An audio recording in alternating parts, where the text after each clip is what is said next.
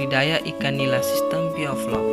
Ikan nila dipilih sebagai komoditas lanjutan sistem bioflok karena nila termasuk kelompok herbivora sehingga proses pembesarannya lebih cepat. Keunggulan sistem bioflok yaitu meningkatkan kelangsungan hidup atau SR, air tidak bau, FCR mencapai 1%, dan pada tebar ikan mencapai volume 100 sampai 150 ekor per meter kubik.